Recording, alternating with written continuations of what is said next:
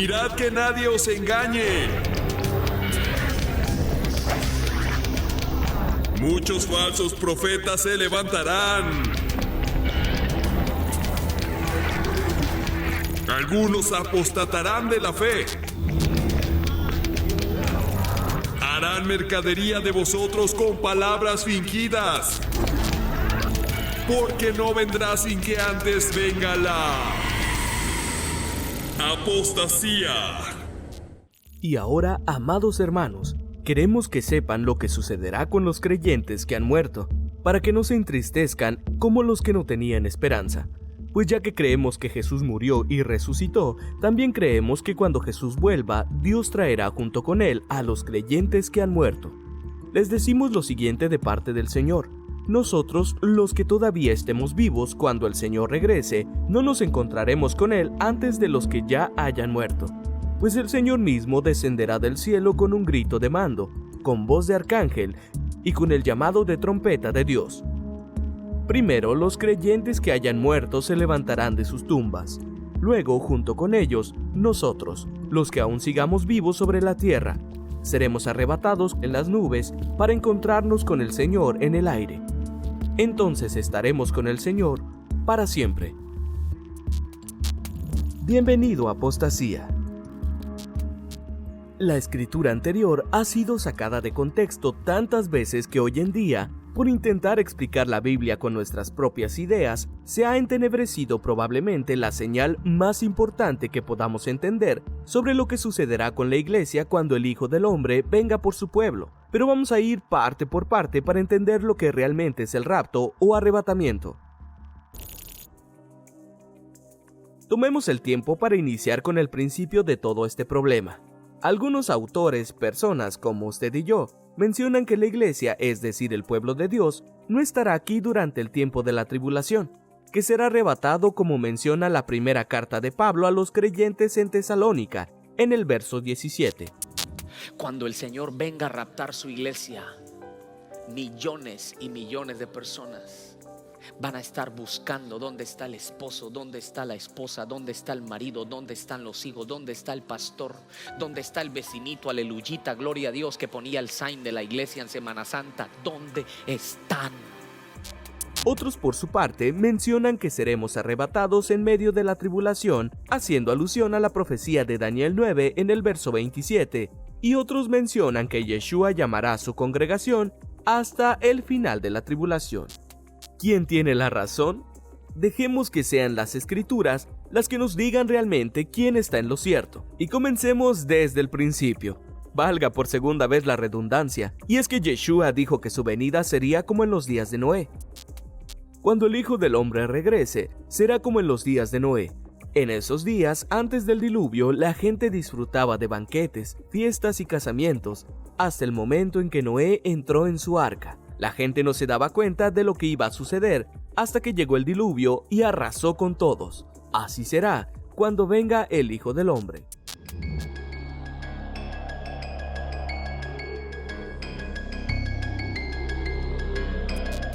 El pasaje nos muestra que en esos días las personas andarán como si nada pasara, sin saber y sin importarles siquiera su condición, que es para muerte, hasta que, llegado el tiempo de la destrucción, pero como en todo tiempo también hubo un remanente, y en este caso literalmente uno que decidió obedecer a Yahweh. Ese fue Noé. Pero vamos a detenernos justamente en esta frase, hasta el momento en que Noé entró en el arca.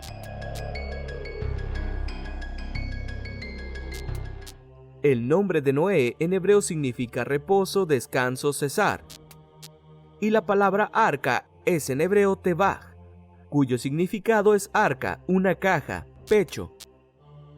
Esto es muy interesante, porque la caja representa un límite en el que hay reposo. Así como las paredes de dicha casa nos separan del exterior o del mundo, esos son los santos, los apartados para servir a Yahweh en su obra de restauración. Pero también hace referencia a pecho, donde hallamos descanso, reposo, donde podemos cesar de todo el afán. En otras palabras, el arca simboliza la instrucción, Torah, del Padre, en cuya confianza está nuestro reposo. el arca que nos separa del resto para no morir perdidos en la banalidad de la vida carente del Señor.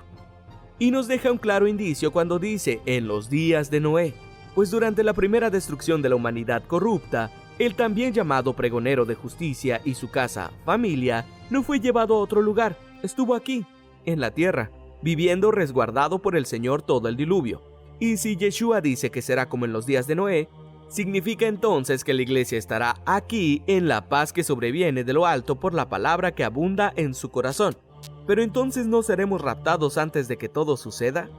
¿Se contradice la Escritura o seguimos siendo hombres insensatos que no entendemos que las cosas del Señor, quien las explica es a través de su palabra y la revelación no las da por medio de su Espíritu Santo, no de vanas y huecas filosofías que nos inventamos por falta de entendimiento?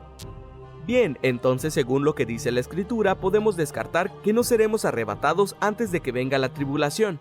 Otra cosa importante que desmentir es que el rapto será un evento secreto, y precisamente es Yeshua mismo quien explica este punto.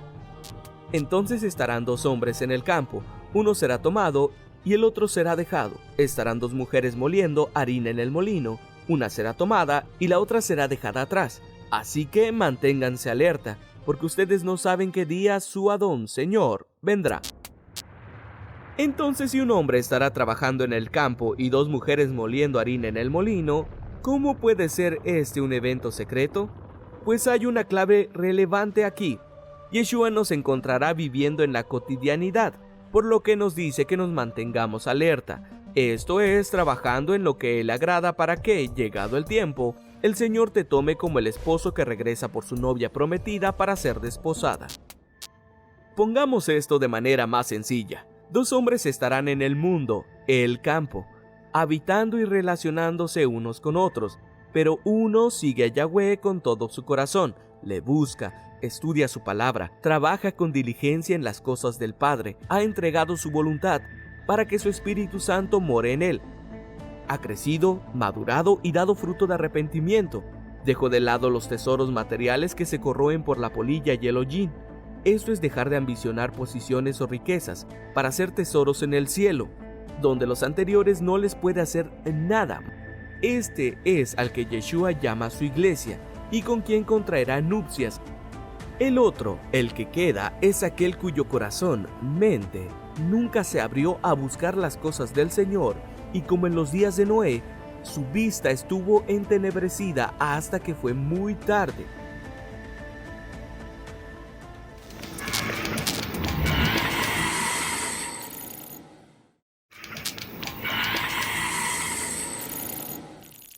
Hasta este punto podemos interferir, según lo que dice la Escritura, que Yeshua no se llevará a su iglesia antes del tiempo de la tribulación, porque como en los días de Noé, en medio de este periodo de angustia habrá un resguardo para quienes estén dentro de la cobertura de la palabra. Pero bueno, esto es solo una parte. En los siguientes minutos buscaremos a través de las Escrituras que Yahweh Dios nos muestre cuándo será ese arrebatamiento o rapto, y es justo que empecemos por saber a qué se refiere con dicho término. La palabra rapto o arrebatamiento viene del griego harpazo, cuyo significado es arrebatado, arrebata, arrebatarle, para aprovechar, alcanzar, arrebatar. Por favor, preste atención en todos los verbos que se desprenden de la palabra, porque sí es ser arrebatados como dice la Escritura en nuestra traducción, pero también habla de los que han alcanzado o aprovechado. Dicho de forma más simple, serán arrebatados como parte de su iglesia aquellos que hayan alcanzado o aprovechado el tiempo, y lo dice en Apocalipsis 3 en 2 versos claves para comprender este punto. En el versículo 5, el que así venza se vestirá con vestiduras blancas y no borraré jamás su nombre del libro de la vida, y confesaré su nombre delante de mi Padre y delante de sus santos ángeles. Y en el versículo 21, al que venza le concederé sentarse conmigo en mi trono, como también yo vencí y me senté con mi Padre en su trono. Aprovechemos el tiempo para poder alcanzar a ser parte de este hermoso suceso, cuando Yeshua haga juicio y seamos hallados aceptos delante para ser transformados. Porque no hay otra manera de ser salvos y de estar contados dentro de la novia o la iglesia más que vivir por fe, manifestándola a través de nuestra conducta. Bien lo decía Santiago. Pero alguno dirá: tú tienes fe y yo tengo obras. Muéstrame tu fe sin obras y yo te mostraré mi fe por mis obras. Lo anterior nos abre el panorama porque ahora podremos estudiar con detenimiento el suceso del arrebatamiento.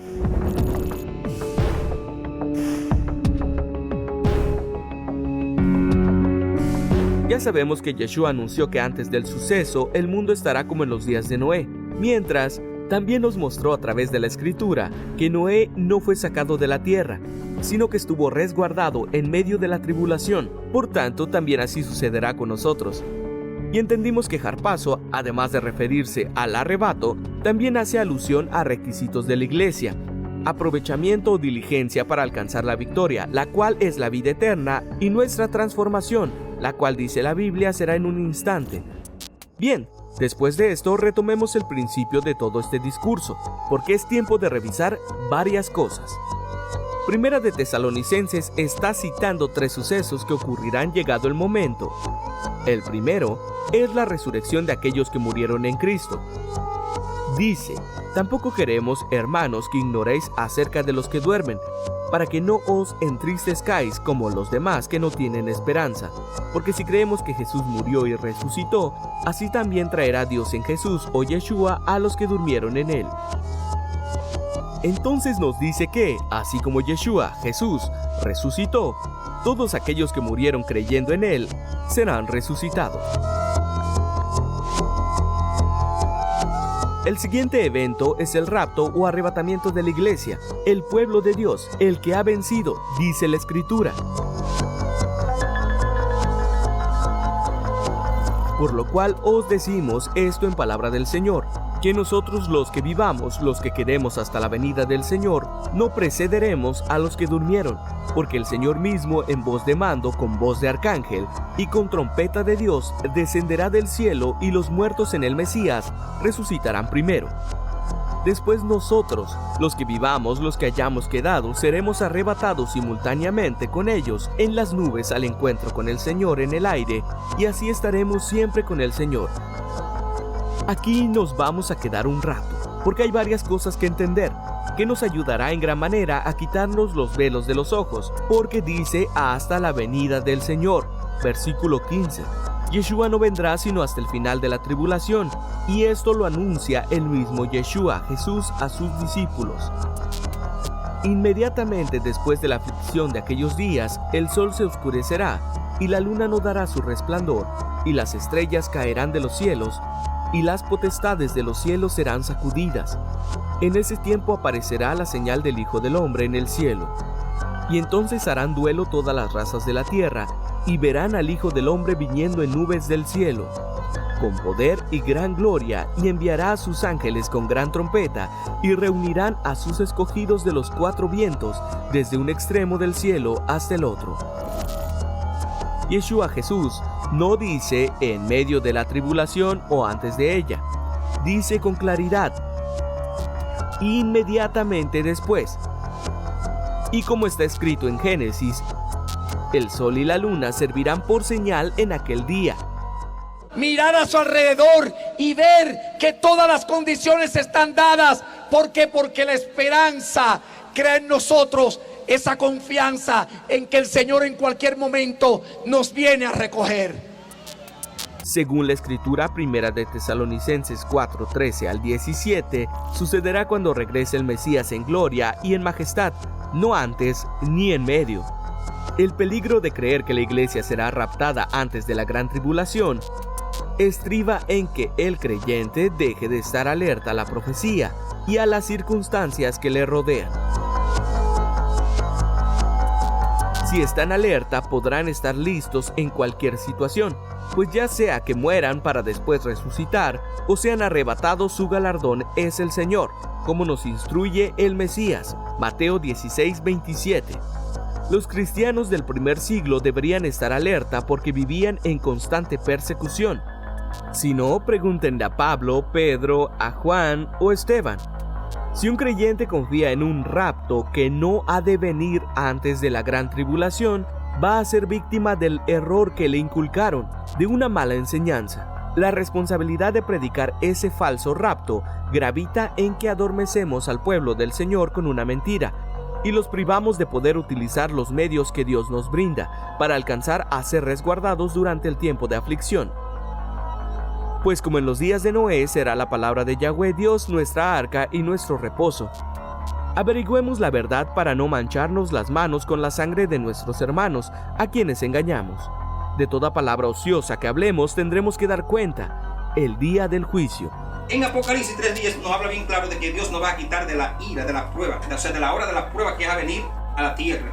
Muchas personas dicen que ¿por qué se coge este pasaje de Apocalipsis 3:10 cuando está hablando de la iglesia de Filadelfia? Porque la iglesia de Filadelfia es la que representa la iglesia de Jesucristo.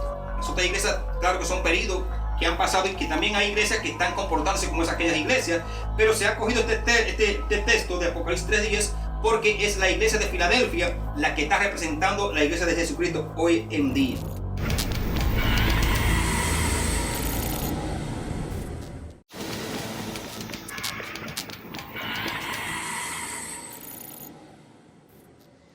Que nosotros que vivimos, los que hayamos quedado hasta el día en que suene esa trompeta, no nos quedaremos atrás tampoco, sino que nos iremos juntos con los que han muerto en Cristo. ¿Por qué? Porque el Señor mismo, esto es algo tan importante para Cristo, que Él no va a mandar a un subalterno, no va a mandar a un manager, no va a mandar a un ingeniero, no va a mandar a un arcángel. El Señor mismo con voz de mando, con voz de arcángel y con trompeta de Dios, descenderá del cielo, y los muertos en Cristo resucitarán primero, y luego los que vivimos todavía, los que hayamos quedado, seremos arrebatados juntamente con ellos en las nubes para vivir por siempre con el Señor, y así estaremos para siempre con Él. ¿Cuánto creen que eso merece un aplauso al Cristo de la gloria? En esta parte es importante que observe tres cuestiones importantes que permiten al calor de las Escrituras darnos cuenta de que no habrá ningún rapto antes de la tribulación. 1. En ningún lado dice que el Adón Señor vendrá en secreto. Al contrario, vendrá con aclamación y trompeta, como se anuncia la llegada de un rey. 2. En ningún lado dice que Yeshua vendrá dos veces, una antes y otra después de la tribulación. Menciona un retorno que da paso a su reinado milenial. 3. Tampoco en ningún lado de la Escritura dice que esta venida será antes de la tribulación. De hecho, hace énfasis en el hecho de que será después. Pero inmediatamente después de la tribulación de esos días, el sol se oscurecerá, la luna no dará su luz, las estrellas caerán del cielo y las potencias de los cielos serán sacudidas.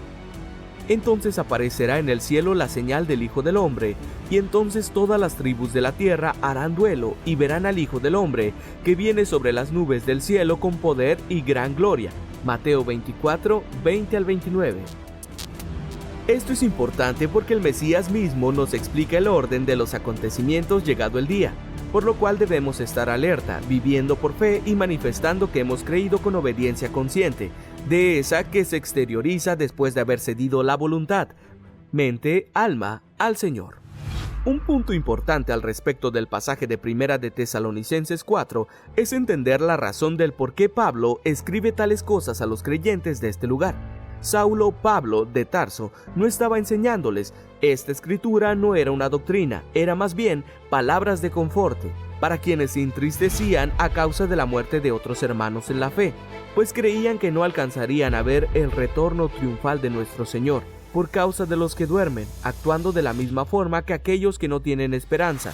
Y Pablo termina instándolos a consolarse unos a otros con estas palabras. Refiriéndose a la forma en que los muertos resucitarán en el día de la segunda venida del Adón Señor, les ruega a los hermanos que se queden tranquilos por los que ya murieron. ¿Será que Pablo mintió entonces cuando habló de que los que estuvieran vivos en esta segunda venida serían arrebatados en un abrir y cerrar de ojos? No, todo lo que dijo es verdad. Y hemos visto en otros textos de la Biblia que así ha sido escrito. Es tiempo de despertar.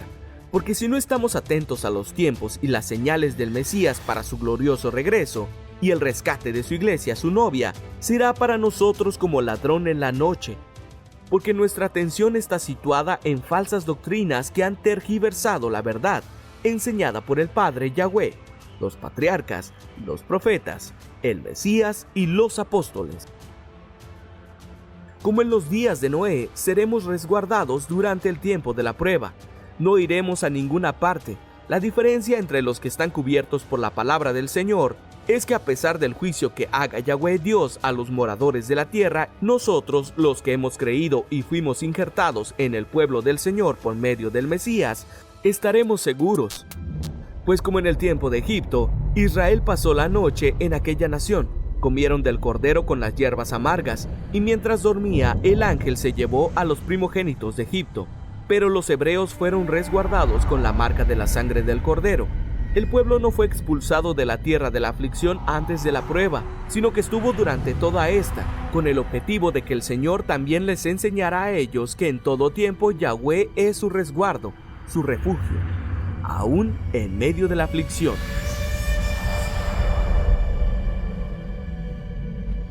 Por otra parte, Pablo les indica a los tesalonicenses: os rogamos, hermanos, que no os dejéis alterar tan fácilmente en vuestro ánimo, ni os alarméis por alguna manifestación del Espíritu, porque algunas palabras o por alguna carta presentada como nuestra, que os haga suponer que está inminente el día del Señor. La segunda venida de Cristo, aunque está cerca, y es importante mencionar que será precedida por otros eventos que la anunciaran, como heraldos del nuevo día, y cuya función nuestra es compartirlo sin adulterar. Yeshua Jesús es claro al indicar que habrá señales previas al día del Señor y anunciarán su cercanía. Así que, de la higuera aprended la parábola: cuando su rama ya se pone tierna y brotan las hojas, sabéis que el verano está cerca. Así también vosotros, cuando veáis todas estas cosas, conoced que está cerca a las puertas. De cierto os digo, de ningún modo pasará este linaje hasta que sucedan todas estas cosas. Antes de la llegada del día del Señor, deben ocurrir las señales descritas desde los profetas hasta los apóstoles, pues así ha dicho el Señor. Finalmente, nos gustaría concluir este estudio con la segunda carta de Pablo a los creyentes en Tesalónica, cuando dice lo siguiente: pero nosotros debemos dar siempre gracias a Dios por vosotros, hermanos amados por el Señor, pues Dios os escogió como primicias para salvación, en santificación de espíritu y fe verdadera, a lo cual os llamó mediante nuestro evangelio, para alcanzar la gloria de Jesús el Mesías, nuestro Señor. Esto es la Torá, o los 5 primeros libros de la Biblia, la instrucción que Yahweh Dios entregó a Moisés para enseñarnos cómo vivir agradablemente ante sus ojos. La enseñanza de todo esto es simple. No es importante si seremos arrebatados o resucitados. En lo que debemos estar perseverando es en vivir el tiempo que Yahweh Dios establezca de forma agradable a Él, manifestando con nuestro conducir la transformación espiritual que Yeshua ha hecho en mí a través de su Espíritu Santo, para que llegado el día sea bienaventurado, porque he tenido parte en la primera resurrección. Debemos estar atentos, estudiando, orando y velando, porque sin darnos cuenta podríamos caer en la apostasía. Harán mercadería de vosotros con palabras fingidas, porque no vendrá sin que antes venga la apostasía.